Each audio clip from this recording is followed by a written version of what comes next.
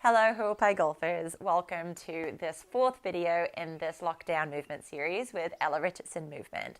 I'm Ella and today we're going to be working more on some thoracic mobility and shoulder mobility as well.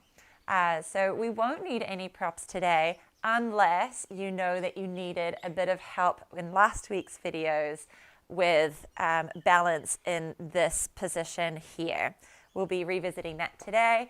If you're a bit wobbly there, grab a chair now, pause the video, and then we'll meet you down on the floor on the back.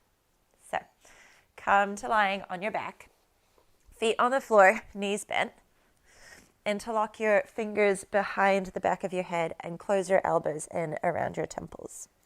Take a breath in here.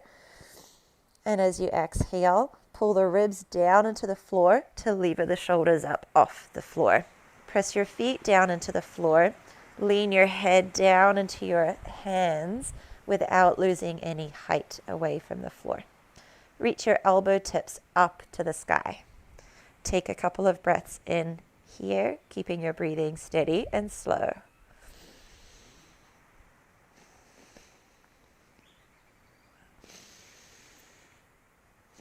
On your next inhale, return your head and shoulders to the floor. As you exhale, come up off your shoulders. And this time we're going to take a tiny, tiny turn from the rib cage, turning the ribs to the left. As you do that, notice if your left shoulder blade came down onto the floor. Can you lift that elbow up higher on your left side? And in fact, let's put our right palms on top of the left elbow tip. Now you have something to push up into. Push your elbow up into your hand as hard as you can and keep doing it. Don't just give it one push and release. Keep trying to reach it up into that hand as we hold this position. One last breath here.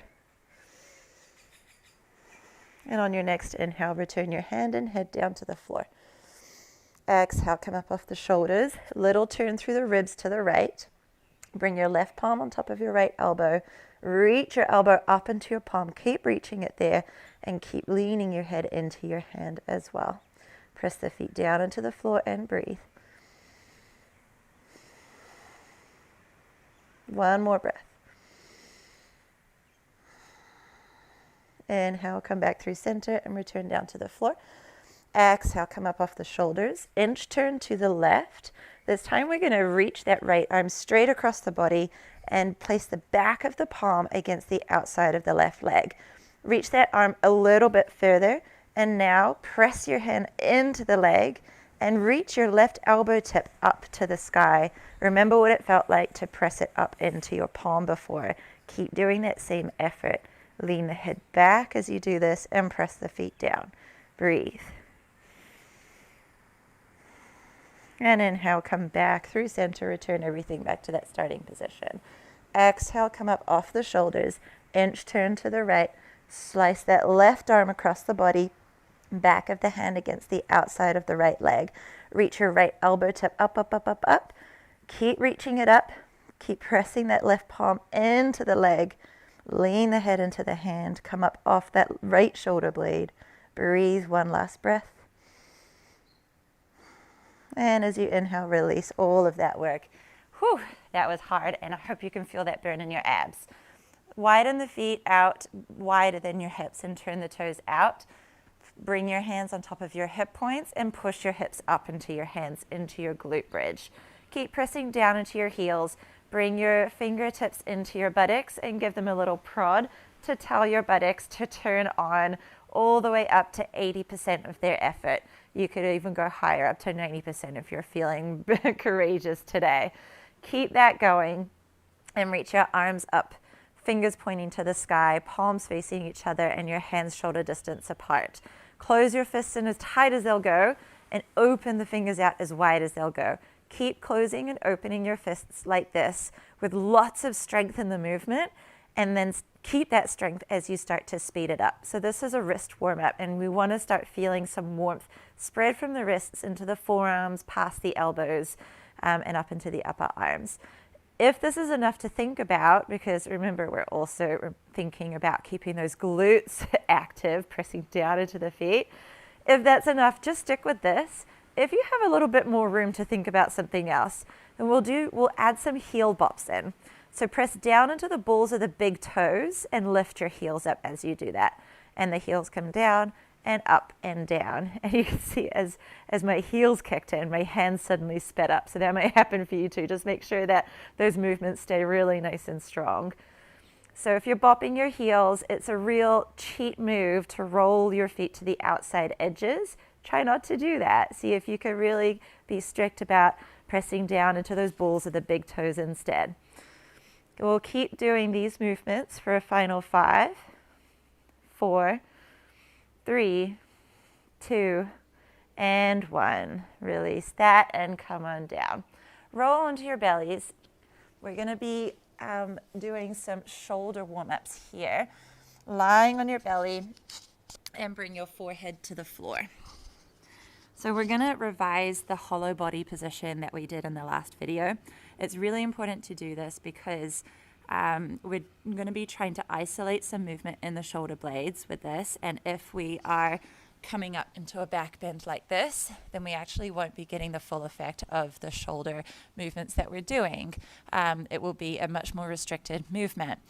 It'll feel a lot easier too, which obviously you might prefer to do something that's easier, but really try and make this as hard as you can for yourself, and that means holding this hollow body. So how to do that is to scrunch your torso a bit like a caterpillar does. You want to shorten the front of your body.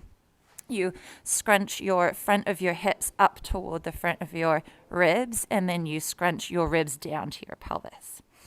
Okay, maintain that. Face your nose to the floor. It can be on the floor or hovering above. That's up to you. With that hollow body, your buttocks should automatically be working hard for that. But if they're not, just give them a little tap, remind them to do their job. You can also feel like you're trying to peel your ribs and belly up away from the floor. They will probably not actually leave the floor, but you can try, and that's going to be helping to maintain that hollow body shape. Right, reach your arms forward in a Y position with the thumbs up to the sky, making a thumbs up with your fists. And then brace that hollow body, and as you exhale, hover those fists up off the floor. That's where you're really going to feel like you need to lift your chest up and push your ribs down into the floor. Try your best not to let that happen. It's really hard though. And then from this Y position, we're going to take the arms out wide into a T. The thumbs are still pointing up. In your T, squeeze your shoulder blades towards each other. That'll lift your arms higher up away from the floor. Keep squeezing the shoulder blades. And now we're going to a W shape. Pull your elbows back towards your hips behind you. And have a quick look at where your fists are. Chances are your fists have sunk lower than your elbows. That's because our shoulders don't want to do the hard work here, but we're going to try and make them work hard. So roll your shoulders back away from the floor until your thumbs come higher than your elbows. Maintain that and squeeze your shoulder blades. That's your W. All right, hands down. Give your shoulders a little bit of a wiggle. We're going to do that again a little bit more fluidly. Reach your arms forward into that Y shape. Hollow your body away from the floor. Float the fists up off the floor. This is your Y. Take them out wide for a T. Squeeze your shoulder blades together. Keep squeezing as you take your elbows back for a W and roll your shoulders so your thumbs come higher than your elbows. Forward into a Y. Out into a T. And find your W, thumbs higher than elbows. Y. T. And W. All right, that's enough of that. We're going to be doing that movement again in a warrior pose or a forward-leaning lunge in the postures that are coming up soon. So we're going to start off today with side plank variation. So start in a quadruped position on your hands and knees. We're going to do the side plank first on the left. Have a look down at your left knee.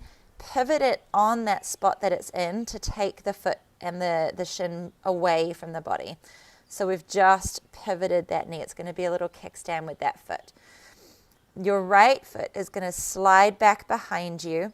Bring the heel down to the floor and slide the foot until you could draw a straight line from your foot through your left knee to your left hand. And then we're going to take the right hand off the floor altogether. And as we do that, your body will turn to face the side. This is the side plank variation. Check your left shoulder.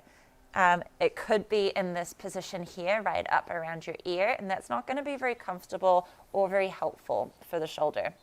So to avoid doing that, press down into your left hand and you're going to have to keep reminding yourself to keep pressing down to maintain that space between the shoulder and the ear. All right, and the next thing to think about is, what is my left glute doing? If your glute's being a bit lazy, then your pelvis will be sticking back behind you, or your bum will be sticking back behind you. Can you bring your right hand to the front of your left hip and push the butt forward into that hand without thrusting your ribs and belly forward? I'm going to show you what that looks like from a side-on view. So you stay where you are. I'm just moving so that you can get a different perspective on what this shape looks like. So you can see the straight line from my hand through my knee to my foot. This is what it might look like if my butt is being a bit lazy and sticking back behind me. And I'm going to use my right hand as feedback for the brain.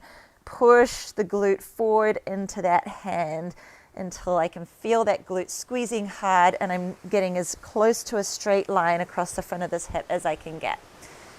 Also watch out for the thrusting of the belly and the ribs here. We don't want to go into a back bend. We want to maintain solid strength of the abs, stability through the core as we are moving today. Okay, this is our side plank variation. We're going to add in some fist punches here for some thoracic spine rotation. Take your right fist and punch it up to the sky. And then without moving anything in your pelvis, don't let your butt move backwards. Take your fist and punch it as far down toward the floor as you can go without your pelvis trying to move. You can punch your fist a little bit lower than you think you can. Really squeeze your left glute forward just to get a bit of rotation through the ribs. So try to face your chest and ribs down toward the floor with this movement. And then punch it back up to the sky. We'll do this another couple of times. And punch it down to the floor. Push that left glute forward. Don't let it go back. Punch it up. And punch it down. Good. That is our side plank variation with floor punches. From here, we're going to be stepping the right foot forward and turning a 180 on the mat to come upright into our sumo stance. So it goes like this. If you need to, you can bring the right hand down to help for added balance to the floor and step your right foot forward as far as it'll go towards your hands. You can use your right hand to pick your right foot up and put it forward a little bit further if you need that extra help. And then take that left knee off the floor, turn and pivot on the feet to the left, parallel the feet and turn the toes out wide. And from there, we're coming up into our sumo stance. So I have bent knees and I'm sitting down into my buttocks. I can feel my buttocks working. If you can't feel yours working, try pushing your feet out apart, away from each other without actually moving them on the floor. And you might feel a bit of activation in your glutes then. Okay, in our sumo stance here, we're going to be doing something I call washing machines, and it's an amazing movement for your thoracic spine. Thoracic mobility and the ability to rotate through that part of the spine is so important, because when our spine is able to do this through the mid spine here, then that means it takes a lot of demand of the same sort of movement away from the low back and away from the neck. If we don't have the ability to do this, then that means that the neck and the low back have to pick up that slack. They're not designed to do that, so they might end up getting grumpy if they're asked to do that all the time, which could lead to stiffness, tightness, pain. So if you have any of those symptoms, have a look at how much range you have through your thoracic spine here to turn. And if there's not much there, then that could be something that you want to work on. All right, so washing machines. We're going to come with our arms into goalposts here. And you're going to really think about not thrusting the ribs forward, because they're going to want to do it. So really think about connecting your ribs down to your pelvis like we did for that hollow body shape on our bellies. Arms out in a goalpost. Maintain that connection from ribs down to your pelvis, and turn with your abs, or you can think about turning from your belly button a little bit to the left. Your arms follow. The arms do not get to lead this movement, so don't let them lead it. turn the other way. And just do these little turns, taking your time at first to really get used to initiating this movement from your obliques, or if that's a little bit like, where are my obliques? Then think about initiating it from your belly button, as if you could point your belly button like a laser beam, left and then right, and then left and then right. And your arms just come along for the ride. If you get used to that, you can start to speed it up until it really looks and feels like you are a washing machine. All right, we're gonna go to the next posture. We're gonna turn to the left, staying on the feet, but pivoting on that back foot and shifting the feet so that they're on train tracks. That's gonna help with balance. If you need the chair for this, put it in front of you for a little bit of aid, or to the side of you. Back heel is lifted up off the floor and it's facing up to the ceiling. Squeeze that right glute. And pitch your body forward by hinging in that left hip. Take that left hip back behind you so the left knee stays over top of the ankle. It does not come forward. In this position, we're going to do our YTWs. So reach your arms forward and up into that Y position with your thumbs up. Take them out wide into that T and squeeze your shoulder blades together. Keep squeezing. Keep your thumbs higher than your elbows as you pull the elbows back for that W. Reach them forward for the Y, out into a T, and back for the W. One more time, Y, squeeze that right glute, T, and W. All right, we're gonna go down into a side plank variation on the right hand side. So bring your right knee down to the floor, right hand to the floor under your right shoulder, pivot that right foot and shin off the floor, and slide the left foot back behind you, or rather out to the side maybe, until it's straight, foot is on the floor, sole of the foot is all fully on the floor. And now you can draw a straight line from your left foot up through the right knee to the right hand. Body is facing the side. You can let your right ear dangle heavy down toward the shoulder. And we're gonna do those same floor punches here. So your left hand punches up to the sky, push that right glute forward as far as it'll go, and keep that pushing forward as you punch your fist down to the floor. 2 more times, punch it up to the sky, and then big effort here to punch it down to the floor as far as it'll go, but also pushing that glute forward. Last one, punch it up, and punch it down. And we're gonna come back to that sumo stance. So you can see that we're getting into a bit of a flow here between these 3 different postures, and we're swapping from one side to the other. Again, you can bring that left hand down to the floor if it helps for balance, or you can use that hand to help bring that left foot forward if you need that bit of extra help to step that left foot forward. Turn to the right, pivoting on the feet until they're parallel with the toes pointed out. Come up into your sumo stance. We're bringing our arms up into those goalposts, ready for our washing machine. Bring the ribs in and start to point your laser beam belly button left and right. Again, you can start slow, or if you feel confident, you can speed it right up. You take things at your own pace. When you feel familiar with something, that's when you can speed it up. Check in with your breathing. Maybe you match your breathing to the movements. So you can pick one direction and breathe to that, and breathe in to the left, for example, breathe out to the right. That's up to you. If you have enough to think about, the breathing can come another time. We're going to do another 5, 4, 3, 2, 1, and turn to the right, pitching the body forward, pivoting on that back foot, coming into our forward leaning lunge here. Squeeze that left glute, connect the ribs to the pelvis, but reach the chest forward, making the spine long still here.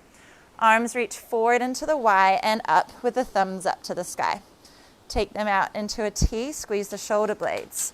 Bring the elbows back for a W, thumbs come higher than the elbows. Forward to the Y, out to the T, and back to the W. One more time, Y, T, and W. Beautiful, and we're gonna go back to that side plank variation on the left. Left hand comes down, left knee comes down. Right leg shoots back and the left leg spins off for that kickstand. Squeeze that left glute forward. So we did fist punches before, and if you liked them because they're nice and simple and they're effective, then you can keep doing those. I'm going to offer you the option of doing arm circles like we did in the last class. If you're doing arm circles, point your right fingers down to the floor and then slowly begin to circle your arm up towards your ear. And as it circles up to the sky, your chest and rib cage roll to face the side.